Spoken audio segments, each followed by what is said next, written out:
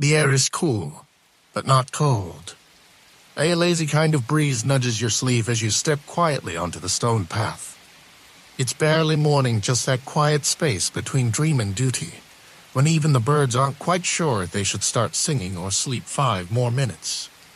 You're standing just outside the eastern gate of a palace that seems to materialize more than sit. Pale walls rise up, patterned with shadow and silence, their paint faded from centuries of sunrises like this one. This is Gyeonghuigung, so lesser, minus known royal palace. Built in the 1600s as a kind of royal plan B, it's the quiet sibling of the flashier palaces. You didn't come here for the grand ceremonies or screaming parades. You came here because it was built to avoid the wind. Yes, a whole palace, constructed not just to impress nobles or appease the spirits, but because someone got tired of catching colds in the draughty main court of the other place. Historians will tell you it was strategically placed westward or built with defensive positioning in mind.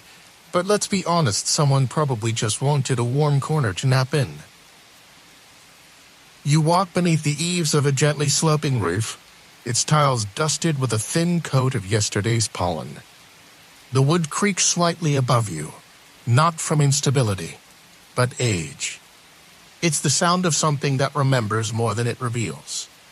A gate guard, technically a statue, now glares at you with one missing eyebrow and a faint smile. He's been standing there since the 1600s, give or take a restoration or two. His shoes have worn away, but his pride, impeccable. You smell pine. Somewhere nearby, someone is burning incense that smells faintly like old books and temple dust. A bird hops across the gravel path, judges your pace, and hops faster. Fun fact, this palace wasn't always this peaceful. It was burned down during the Japanese invasion, rebuilt under King Gyeonghuigung, and eventually became a school, then a hospital, then a forgotten corner of royal history. Scholars still argue over whether it was ever fully finished or just kind of patched together over centuries. Like that one sock you keep stitching instead of throwing out.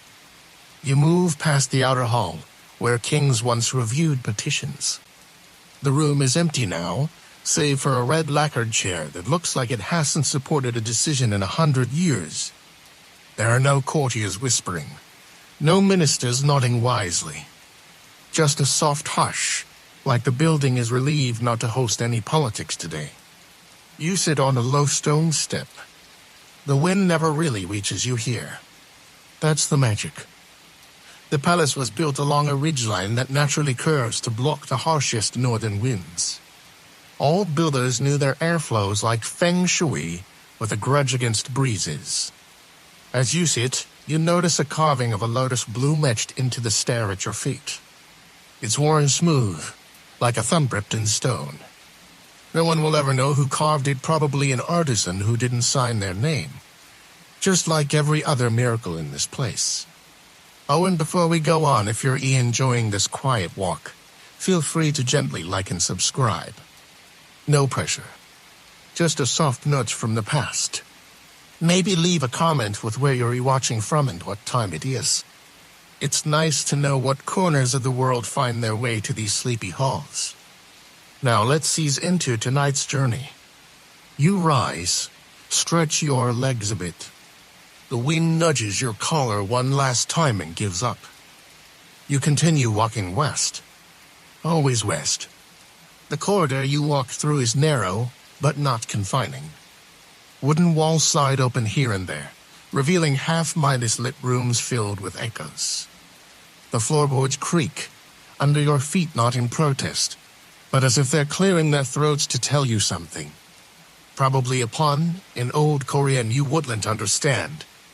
Above your head, the rafters are decorated with dancheong, those bright geometric floral patterns painted centuries ago to keep away evil spirits and architectural boredom. In some places, the colors have chipped away, revealing raw wood like a secret beneath the paint. You duck under a low-beam. Palaces weren't really built for tall folks with posture and enter the former hall of reception. If you were an envoy from a distant land, say, from Ming China or Rikuyu, you might be once waited here for an audience, drinking cold tea and pretending you weren't terrified. Today, the hall is still. The tatami minus-like floors are freshly swept. A scroll hangs on one wall, unreadable unless you know the brushstrokes of 17th-century poets. A single ceramic jar rests on a low table. Inside it, probably nothing, or the ghost of a plum blossom. It passes through the hall like it owns the place. It does. It always has. This was once the Backminasup Palace, used when the main royal residence Gyeonghuigung was under repair, invaded, or just emotionally unavailable. Some say Gyeonghuigung housed up to 10 kings. Others suggest only a handful stayed here, and only when absolutely necessary. Like your cousin's guest room that technically counts as a bed. Outside the hall, you step into a small courtyard surrounded by azalea bushes. They're not blooming yet, just green leaves full of potential. A gardener, barely visible at the edge of the trees, breaks the gravel into patterns that no one will notice but him. And you notice. Here's a weird little cultural tidbit. In some eras, court ladies would bury written wishes under courtyard stones during certain festivals. The hope was that the stone's weight would press their desires into reality. Romance power, better shoes history doesn't specify. Just hopes, folded and hidden like snacks in a coat pocket. You pass a withered stone sundial, cracked clean down the middle. Time gave up here long ago. A nearby plaque offers an explanation in 3 languages, and none of them get it quite right. You don't mind. You reach the Royal Library building. It's humble, quiet. Not because it's empty, but because books, when left alone long enough, hum quietly to themselves. You don't hear titles. Just a soft, page-turning sound that might also be the breeze. A bronze bell hangs nearby, tarnished and elegant. They say it was only rung in emergencies. Like when someone misplaced an ancestor's portrait or spilled soup on raw documents. Historians disagree on what counted as an emergency. Frankly, they still can't even agree on whether this bell was original or borrowed from another palace down the road. You reach for the railing beside the library. It's smooth, polished by the hands of thousands. Mostly scholars, probably. And a few who just wanted to lean dramatically while thinking. The sun shifts, lighting up a row of roof tiles like dominoes made of gold. A pigeon lands on the edge of the eaves, looks at you, and coos in judgment. You've walked too slowly, or too fast, or you've just looked too modern. Either way, you're guilty. You step into the shade again. And like everything here, it feels just right. Like slipping into a dream that already started without you. You probably won't make it through this day. But that's okay. We're only getting started. You pass under another wooden archway, the kind that once required a respectful bow, even if you weren't sure why. These little thresholds separate spaces not by walls, but by mood. The corridor opens into what was once the king's private quarters, although private in palace terms usually means there were only for people watching instead of 40. Here, everything slows down again. You step onto a floor so polished it might reflect your thoughts, though thankfully, only the boring ones. The windows are made of chanji, that traditional mulberry paper, stretched thin over latticework. Sunlight filters through it like a whisper through fabric. In the corner, a wooden writing desk squats low to the ground, carved with the kind of diligence that only unpaid royal artisans could manage. There's a faint ink stain on the right side, probably caused by a scholar who fell asleep mid-poem. Relatable. This room once held the monarch's daybed. Not a throne, mind you. A bed. One where kings rested, read poetry, or let's be honest, avoided meetings. One ruler was said to have dictated entire court sessions from here, probably while wearing socks and sipping barley tea. Historians disagree on which king because apparently this sort of laziness was more common than expected. The back wall features a quiet mural of pine trees and cranes, symbols of longevity. The trees bend in the painted wind, which you realize echoes the real breeze just barely rustling the paper windows. It's an odd sensation to be inside a painting that isn't yours. Outside the window, you spot a lone attendant walking by with a bucket. She vanishes behind a column, as if time swallowed her back into the 17th century. You wonder what her day looks like. Probably fewer emails. Here's a lesser-minus known fact: during cold winters, palace servants would place small, heated stones beneath the king's bedding. Not just for comfort, but because heated floors on Dol were a prized invention long before the West thought to warm anything beyond a fireplace. Korea, as usual, was cozy before it was cool. You pause by the small water basin near the door, carved from stone and shaped like a lotus leaf. Water still rests in its curve, catching drops from an unseen gutter above. Each drop falls with a soft plump, as if it's trying not to wake you. You pass through the royal closet, which, yes, still exists, even if the clothes are long gone. All that's left are tiny hooks in the wall, and a faint whiff of cedar. But once upon a time, ceremonial robes of crimson, jade, and indigo hung here, heavy with embroidery and expectations.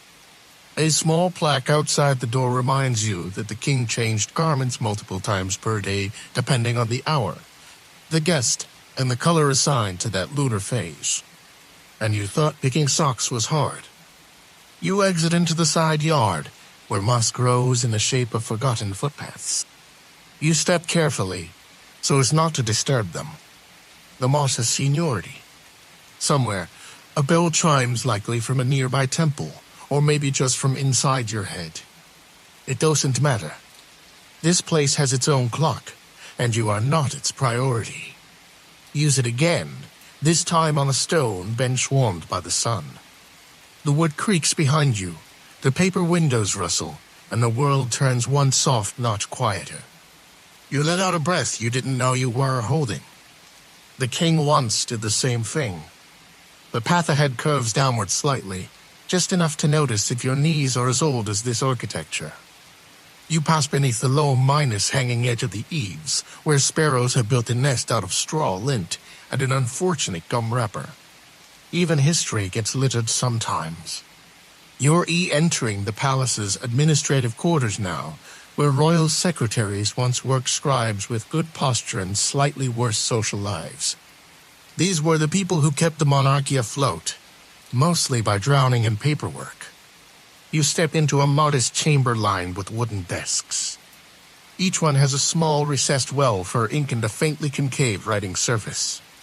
At one desk, a single feather lies forgotten, as if someone just stood up mid-minus sentence and never came back. You half expect a ghost to return and finish the sentence, "Dear King," regarding the taxation of millet. The room smells of old dust and pine, but not in a bad way. More like the scent of time drying on parchment. A fun cultural tidbit: palace officials once stored ink sticks in silk pouches to keep them from absorbing bad energy. Yes, even stationery had spiritual baggage. If your letter turned out snippy, it might be in the pouch's fault. You peek into the records vault, or what's left of it. The shelving is newer, rebuilt after one of the many fires that licked at this place's bones. Records were often written in triplicate, just in case someone misplaced a scroll or a pigeon had opinions about bureaucracy. Historians still aren't sure whether most of the burned archives were lost to war or to royal negligence. Probably both. You run your fingers along a long bench where junior officials once waited to be scolded. It's worn smooth by centuries of nervous shuffling. The bench says nothing, but it judges. Outside again, the wind stirs. A stronger gust this time. You instinctively duck behind a nearby pavilion, a small side structure once used for tea, meditation, or strategic napping. The roof tiles above you chatter faintly. The wind came looking for you, but the architecture remembered its purpose. You're safe. There's a beautiful irony here, a palace built to avoid the wind, but designed so openly that it welcomes every breeze that behaves. The balance is delicate, like a cat who will sit in your lap only if you don't ask it to. Nearby, a tree stretches out of the courtyard like it's trying to leave. Its roots are embedded in the stone, but its branches lean toward a crack in the wall. Trees are never subtle. You follow a narrow path past a fish pond, now mostly still and shallow. A few dragonflies hover like bored tour guides. In the center is a tiny islet with a single stone lantern. It has to have been lit in decades. But still, it waits. Another bell chimes. This one sounds more playful. Possibly a wind chime made from fragments of roof tile, hung by some thoughtful custodian who just wanted to make the ghosts feel welcome. You stop by a resting stone, a low slab, polished and flat, like the universe's most awkward coffee table. It was used by attendants to set trays of food while waiting for royal summons. The stone has seen more banquets than you ever will, and still has learned to complain. You sit again. You breathe. The palace sits with you unchanged. A little tired. A little smug. Like it knows you'll be back tomorrow.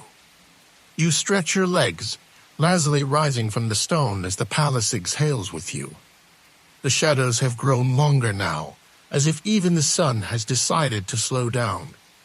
You walk along a corridor lined with small rooms that once housed court officials low-minus ranking, underpaid and over-minus dressed. Their job was to carry messages, transcribe records, and probably invent new ways to say yes, Your Majesty, with emotional range. This wing was built a little later than the rest, during one of the many architectural admonitions that royal advisors insisted were necessary. Scholars argue whether these expansions were strategic, ceremonial, or just the ancient equivalent of government budget padding. Inside one room, you find a collection of clay jars tucked into an alcove. No labels, just dust, emptiness, and the vague sense that something fermented here long ago. Possibly soy sauce. Possibly regret. The floorboards creak again, always in the same places, like they're trying to tell you a joke but forgot the punchline. You give them a soft nod of acknowledgement. Even what deserves validation. You move toward the western end of the compound, where the palace stables once stood. You won't find horses here anymore. Just flattened earth, a few scattered stones, and a surprising number of pigeons holding meetings. Here's a strange tidbit: horses in the Joseon royal court were assigned personal names and ranks. Some even had ceremonial roles. Imagine a royal decree, read aloud while a horse wearing brocade blinks slowly in approval. You reach a corner pavilion, tucked near the outer wall. It was a watch post once, though now it watches nothing but ivy. You step inside. The air is cooler here. The wind circles softly around your legs like a cat, then disappears again, thwarted once more by design and indifference. A faded painting of Mountain Wang looms across the far wall, the lines delicately inked onto rice paper that sags like old skin. You stare at the mountain. The mountain stares back. Neither of you flinch. You hear the distant murmur of traffic, faint and ghostly through the city beyond the walls. And yet, inside here, it still feels like time gave up and went to lunch. You sit again, because palaces, like good novels, are better absorbed sitting down. A small breeze pushes a leaf across the floor, lazy and unbothered. The leaf accomplishes more today than several minor lords ever did. The sun dips lower now, casting a long honey-minus-colored beam through the slats of the corridor as you return toward the central courtyard. You follow the warmth like a sunflower with aching feet. This was the heart of the palace, the main hall. Grand in a quietly exasperated way, like someone who owns 12 ceremonial robes but prefers sweatpants. You approach the raised wooden dais where the throne once sat. The throne itself is gone, but the emptiness it left behind is spectacular. A sunbeam rests there, as if the light is auditioning to be king. You remember a fact here, whispered through many dusty textbooks. Gyeonghuyigung's main throne hall was originally named Gyeonghuigung, which means Hall of Reverent Government. That sounds very official, until you realize most of the actual governing happened elsewhere. This hall was for looking serious, not for doing serious things. The walls are decorated with a copy of the IRW or Bong-do, a symbolic landscape painting that always stood behind the throne.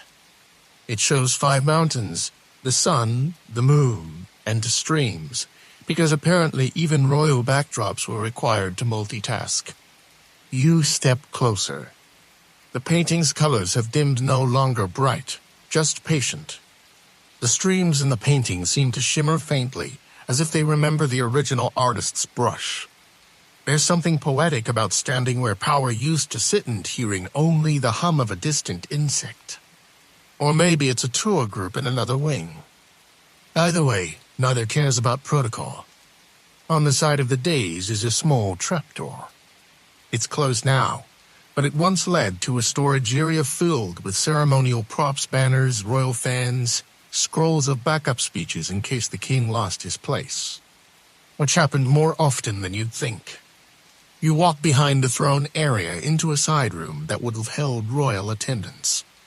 These were the quietest people in the building, trained to stand like furniture, bow at the speed of light, and never let their sleeves drag on the floor. A curious little detail: some records suggest that attendants were ought to time their breathing to match the king's during audiences, which means someone, somewhere, got paid to exhale diplomatically. You notice a small flute resting on a ledge, probably placed there during one of the later restoration efforts. It hasn't been played in decades, but still sits ready just in case someone needs to soundtrack an existential crisis. You pass into another corridor, this one thinner, its beams lower. It smells of dry cedar and something faintly sweet like paper or memory. At the far end, a door creaks open by itself. Not dramatically, just with the kind of slow sigh that says, "Fine, you may come in." You do. It's empty, of course, but it feels full, like someone just left, or never really did. The room you've entered is smaller than you expected. Tucked into a corner of the palace few visitors bother to explore.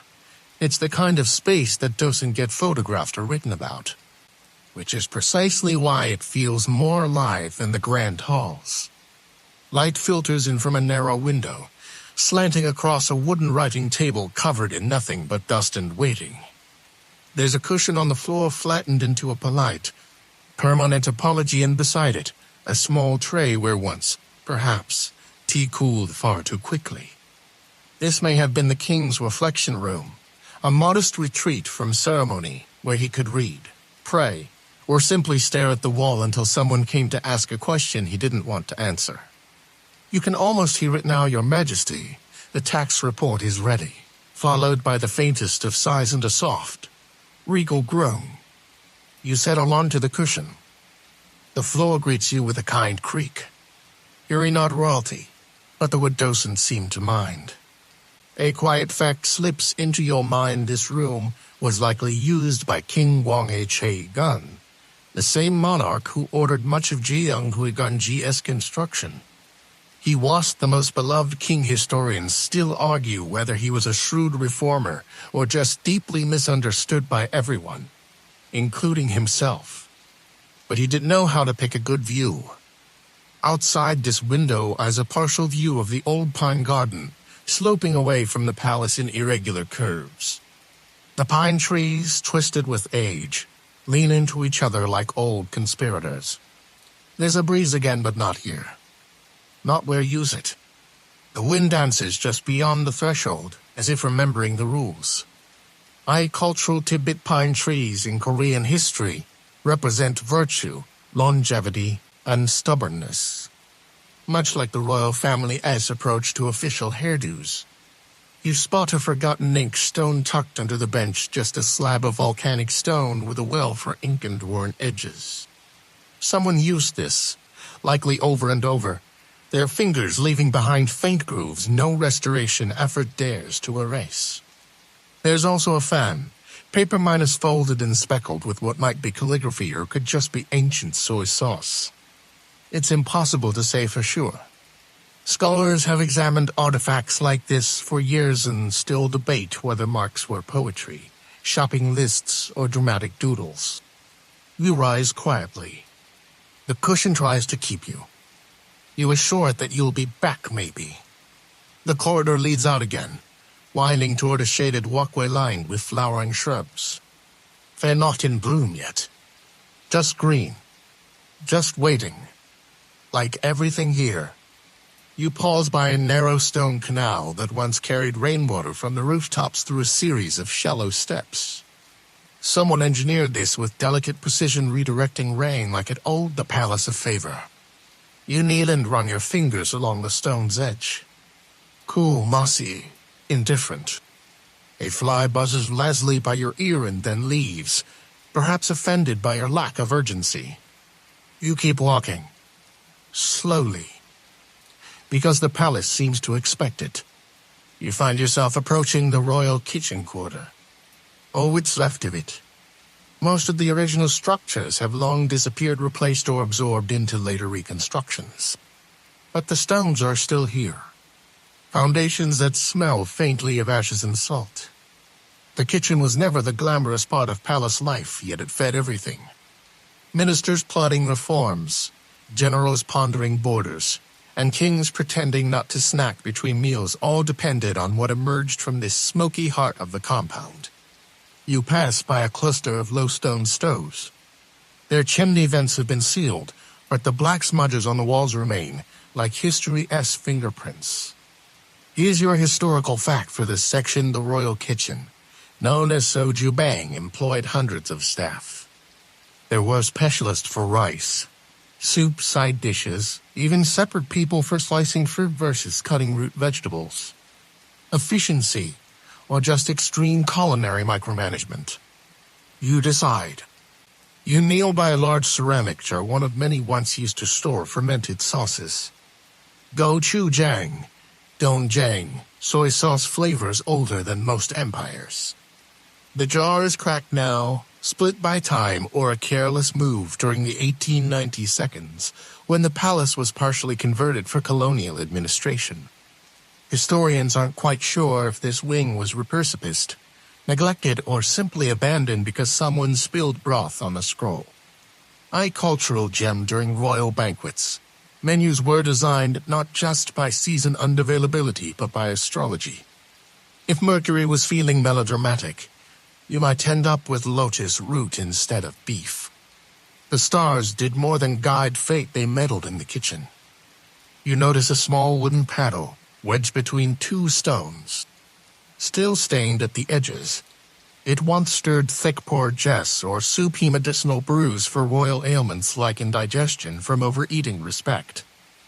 You step into the shade of a storage shed, its beams low and solid, as if they braced for centuries of firewood deliveries. You imagine the quiet here, pots bubbling, knives tapping rhythmically on cutting boards, someone arguing about radish thickness. Outside again, the scent of earth rises as the sun begins to soften. You walk along a narrow gravel path, past what was once the servants' dining hall. Simple, clean, unadorned. These were the meals that fed the palace, made by hands that never held power but carried it in every dish. The walls here are close, the shadows longer. You pass a stack of stones that may once have marked a cold pantry, no refrigeration, but a genius use of earth insulation and airflow. A squirrel skitters across the path, stares at you with suspicion, and darts under the bush. Even the wildlife here seems to remember protocol.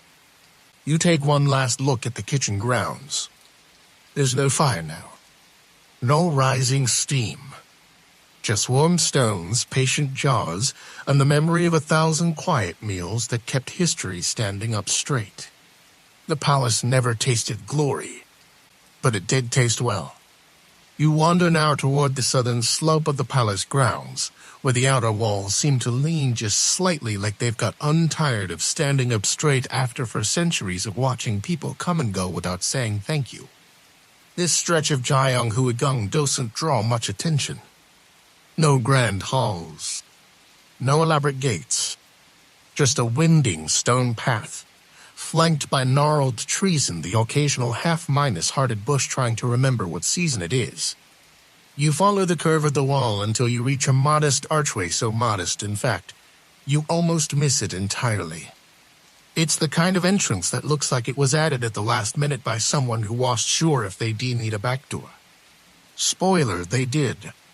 This was once a servant's entrance used by delivery men, scribes, musicians, and anyone else not allowed through the ceremonial gate. And while the records don't show much drama here, you can imagine the whispered gossip and weary sighs echoing through these stones. The sunlight here filters through branches in a slow minus-motion flicker, like a candle deciding whether to stay lit. A magpie ends on the wall nearby. It stares at you. Judging. Always judging. You pass a pile of tiles stacked neatly beside the wall. Roof repairs from long ago, perhaps abandoned when the king moved out and no one felt like finishing the job. Historians have never agreed on who exactly left them here or whether someone simply forgot. Either way, the tiles have embraced their fate as decor. Here's your fun historical fact: Gyeonghuigung had secret underground passages, tunnels, that linked it with other nearby palaces like Gyeonghuigung. These tunnels were supposedly used by royalty to escape during emergencies. Or, depending on the king, to sneak out for very unofficial reasons. You pause beneath a lone willow tree whose roots have begun to nudge at the edge of the path. It hasn't broken anything yet, but it's thinking about it. A soft breeze passes through the branches. You brace yourself for the wind, but as usual it changes its mind before reaching you. You're still inside the boundaries of the anti-wind palace. Still protected. A little minus known cultural tidbit: some court musicians believed that certain melodies could calm not just emotions, but weather. They played specific notes during ceremonies to invite the wind to rest, which sounds poetic until you realize it was mostly played on flutes by guys in very uncomfortable shoes. You find an old bench tucked under the willow. Its legs are uneven, and it rocks slightly beneath your weight, like it's trying to decide if it wants to cooperate today. Use it anyway. The palace grows quiet around you. Somewhere, a wooden beam creaks like it's remembering something. You don't ask what. You lean back, and for a moment you're not in a palace. You're just inside time. And time is in no hurry. Evening begins its slow descent. Not dramatic, not cinematic. Just a soft dimming of the colors, as if the entire palace is turning down the brightness to save energy. You walk now toward the old pavilion near the northern pond. It's been partially restored, modern wood grafted onto ancient structure, but the design remains faithful. Gentle slopes, open minus-air walls, and a roof that curves like a sigh. This was once a retreat for scholars. Royal ones, of course. The kind who could read 4 languages and still forget where they put their shoes. Here, they studied the Confucian classics, debated ethics, and occasionally wrote haiku disguised as political commentary. You step inside the pavilion. The floor is cool, clean, worn smooth by centuries of restless feet and drifting thoughts. You sit at the edge and gaze out across the now minus still pond. The water reflects the trees, the sky, and your own slowly blinking face. A single ripple disturbs the surface likely from a frog, or a ghost with good timing. Here's your historical detail: during the 18th century, Gyeonghuigung was considered an ideal place to house royal widows and retired queens. It was quiet, tucked away, and had enough privacy for grieving, poetry, or elaborate boredom. A record from 1724 notes that Queen and Highness attendants once gathered lotus petals here for use in ceremonial baths. No one is quite sure if that was a daily luxury or a 1-time spa splurge. Scholars, as usual, are politely divided. You glance around the pavilion and notice a faint inscription on one of the beams. The characters are faded, just the ghosts of Brustrikers. It might be a poem. It might be someone's grocery list. Either way, it feels sacred. A mosquito drifts past your ear and moves on, unimpressed. The pond has its own rhythms, and you're clearly not the main attraction. A light breeze brushes the edge of your sleeve, just testing your patience. But the wind doesn't stay. It can't find the angles here. The pavilion, like the palace, was built to dodge such intrusions. You rest your elbow on the railing, fingers tapping softly. A dragonfly hovers, flits, and settles on the wood beside you. It's missing a winged pip. Probably a long story. You don't ask. You wonder what it must have felt like to be here centuries ago when the pond was freshly dug, the pavilion still scented with lacquer and pine. You wonder if anyone back then also sat right here, thinking about nothing, hoping for something, and deciding they were fine with just sitting. A gentle rustle reminds you the day is folding up its last pages.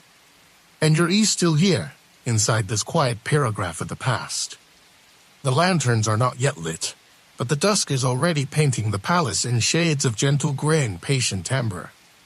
You rise slowly, brushing off imaginary dust from your sleeve, because here, even dust feels ceremonious. You head eastward again, your steps soft against the polished stone walkway that leads to the old residence of the Crown Prince. This wing was meant to be temporary lodging, but like many things in royal life, temporary often meant the next 20 years. The entrance is simple, an archway no taller than a tall man's eyebrows and wide enough to allow only modest ambition through at a time. You duck slightly, more out of respect than necessity, and step inside. The air here is still.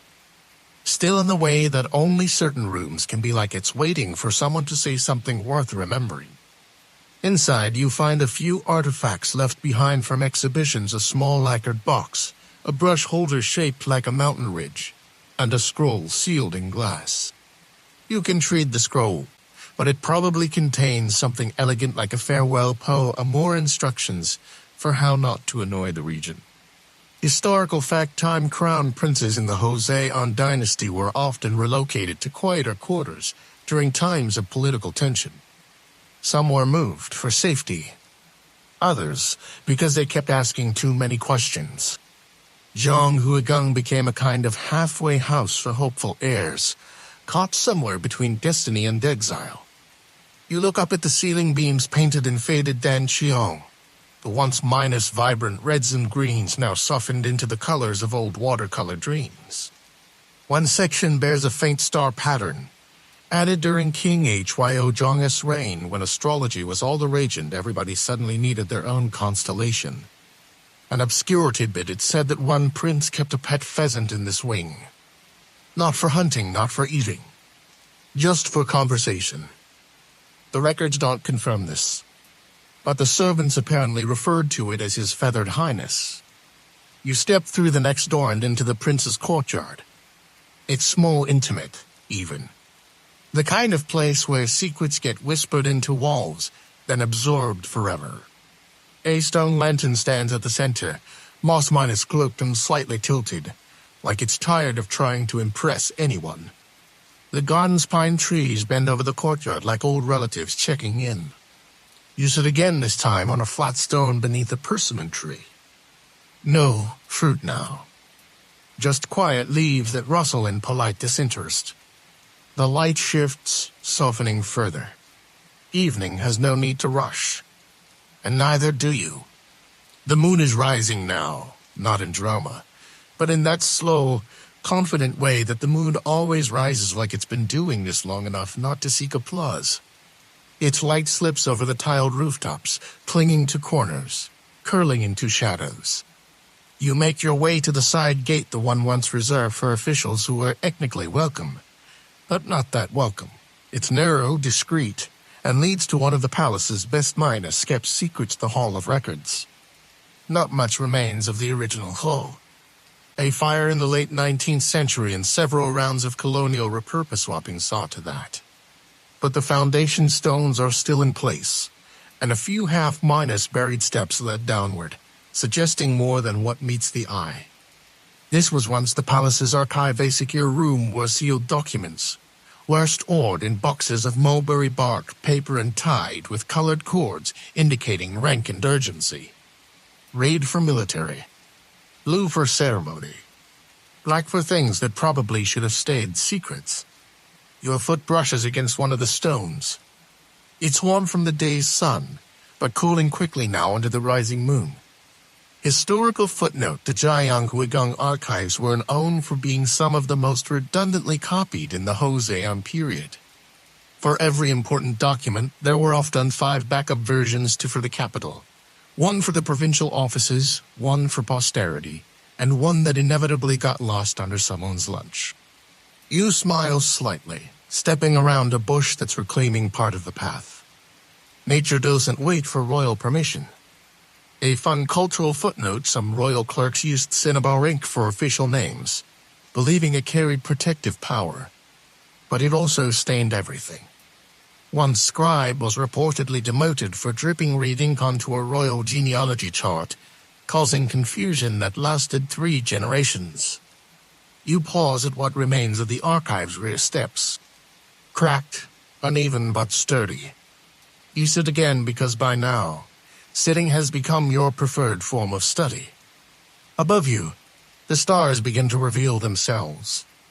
First in timid pairs, then in confident clusters. No fireflies tonight, just cosmic echoes, looking down on centuries of midnight readers and sleepless scribes. You breathe deeply. Inhale paper, stone, pine. Exhale everything else. And under the moonlight, surrounded by silence and stones, the record still whispered to no one. You listen anyway. The stars have multiplied now, a quiet rebellion against the long-minus vanished sun. You rise from the steps near the record hall, your legs grateful but a little hesitant. Stone isn't exactly orthopedic. You wander slowly into a part of the palace that feels less restored, less fussed over. The ground here is slightly uneven, the tiles less symmetrical, the moss more opinionated. It's not neglected, it's just honest. This area once served as the palace's medical quarters. Not for surgery or dramatic rescues, mind you. Think more along the lines of ginseng teas, pulse reading, and quiet mumbling about liver imbalance. You stop at a squat building with a curved roof, its doors firmly closed. A plaque explains it was once Yak Bang, the royal dispensary. Behind those doors, physicians once measured dried roots on brass scales and argued quietly over whether the king needed more cinnamon or just fewer political enemies. A bit of royal trivia for you: the Joseon dynasty favored preventive medicine, including acupuncture, hot baths, and a frankly overwhelming number of herbal tonics. One queen reportedly drank a pair minus ginger elixir every morning. Historians aren't sure if it worked, but her skin did glow in portraits. The breeze swirls again, trying once more to sneak in through the courtyard. It fails. A wooden screen, carved with lotus blossoms and cloud swirls, intercepts it gently, redirecting the gust like a firm but polite parent at a family reunion. You find a bench near a small shrine, perhaps once used for ancestor offerings or prayer before treatments. A ceramic bowl sits in the corner, filled with rainwater and a single fallen leaf. It's the quietest altar you've ever seen. A curious cultural tidbit: royal doctors were required to recite calming phrases before approaching the king. Not out of superstition, but to regulate their own emotions. They believed a doctor's nervous breath could throw off a pulse reading. Imagine whispering affirmations just to hand someone a cough syrup. You peer through a half-minus open window into what remains of the herb room. Wooden drawers line the far wall, each no bigger than a soup bowl. The labels have faded, but you can guess the contents: angelica root, licorice, dry gujube, and probably something mildly terrifying with bark in its name. You sit again, your back against the wall of the dispensary. The wood is warm, but the sun lingered. A cicada begins its evening solo, less a song, more a determined buzz with commitment issues. The moonlight finds you again, sketching your outline into the flagstones. You remain still. If you move too much, the moment might notice. And leave. Only a few corners of the palace remain, and they feel quieter than ever, as if even the stones are getting sleepy. You're walking now through what's left of the inner servants' quarters. Nothing grand. Just practical spaces built for people who worked before dawn and fell asleep after everyone else's dreams had ended. These were the unrecorded lives: cooks, cleaners, seamstresses, lamp-minus lighters. People who carried trays instead of titles. History didn't name them. But the palace would have crumbled without their unnoticed hands. You pass through a narrow breezeway, the kind designed more for circulation than ceremony. The night air flows softly here. No longer blocked, no longer in a hurry. Even the wind is settling in. You spot a half-minus buried stone marker, possibly a foundation from a long-minus vanished shed. Or maybe a seat, worn down by centuries of invisible rest. Either way, it holds space like it remembers what it was. A historical footnote: palace servants were ranked to sometimes in dozens of levels. Your title could be third-minus class brush holder or fifth-minus rank night attendant, depending on who you fetched soup for and whether you spilled it. One record tells of a palace laundrywoman who accidentally dyed the king's robe lavender instead of crimson. She feared exile. The king reportedly laughed. Historians still debate whether he really did or just ran out of reed that month. You pause by a lantern post. The iron hook is still intact, though the lantern is long gone. But in your mind, a small warm glow flickers there anyway. Just enough to see your own breath in the air. You pass through a low wooden door into what might be once been a communal sleeping room. No beds, just raised wooden platforms where bodies curled side by side, exhausted and dreamless. A cup rests on the floor, its lid chipped. Probably overlooked during one of the restorations. You like it more for that. A sleepy cultural detail some night attendants swore, like keeping a pine needle tucked behind the ear to stay awake during long shifts. Others just chewed licorice root or recited multiplication tables backwards. Royal insomnia bred creative coping. You sit down once more, on a worn beam near the window. You don't think. You just are. Outside, the night has taken full command. Not loudly. Just completely. The stars don't blink anymore. They hold you now. And the palace no longer tries to impress. It simply remains. Still. Present. Just like you. The final stretch of your walk winds toward the old West Gardena space, rarely mentioned in royal records, but one that still breathes like a secret that never asked to be kept. It isn't manicured. The gravel crunches underfoot like it always has. The grass here grows how it pleases. A few crooked stepping stones lead toward a small wooden gate that creaks, even before you touch it. You open it anyway. Slowly. Carefully. Like it might wake someone. Inside is a garden that never tried to impress.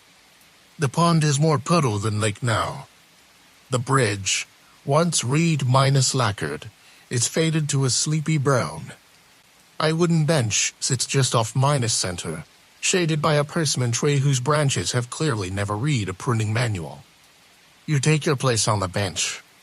Not because there's nowhere else to go, but because there's nothing left to chase. This garden once belonged to the Dowager Queen. Not the powerful one with the speeches and the fanfare, but the quiet one who liked to sit and watch the fish ignore her. She had her meals sent here sometimes. Other times, she just asked not to be asked. Historical note: Gyeonghuigung was one of the few palaces to remain somewhat active even as Korea entered the modern era. It served as a school, an art museum, even a military command post, each layer added with both reverence and forgetfulness. Scholars debate how much of the original structure remains. One poet simply called it a palace that remembers, even when we forget. A curious tidbit: in the 1930s, a local child reportedly found a royal seal buried under a stone in this garden. No one knows how it got there. Theories range from theft to mischief to an absent-minded prince with poor pocket awareness. You lean back. The wood beneath you sighs like an old friend who doesn't need to talk.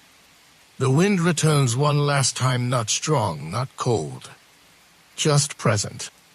It stirs the leaves above you, turns upon the surface to soft silver. Even here in the open, it cannot quite reach you. The palace still knows how to shield its quiet places. And so now, after thousands of footsteps and centuries of stories, you've arrived. Not at an ending, but at a stillness. A bird trills once, then quiet. The moonlight lays gently over the scene like a final page. And now, let your shoulders settle. Let your breath slow to match the rhythm of the trees, the stone, the long forgotten footsteps that still echo faintly through the halls of Gyeonghuigung. You've walked across soft gravel paths and through forgotten archways, followed the sun as it warmed ancient tiles, and listened to the wind fail beautifully, respectfully to interrupt your peace. The palace is behind you now. Or maybe it's within you. The weight of its walls, the hush of its scrolls, the slight smile of that judgmental magpie, all drifting now into the quiet folds of your mind. Let them fade like shadows on water. Let your breath flow like the canal stones guiding the rain. There is nothing more to do. No audience to prepare for. No prince to impress. No scroll to draft. Just this moment. This bench. This breath. The wind has calmed. The moon is high. And the stars have arranged themselves not for spectacle, but for comfort. Time is no longer marching. It is curling gently at your feet. Sleep now, if you haven't already. Or stay awake, softly, with nothing on your mind but the echo of slow footsteps across ancient ground. You are safe. You are still. And the palace, like you, has nothing left to prove. Good night.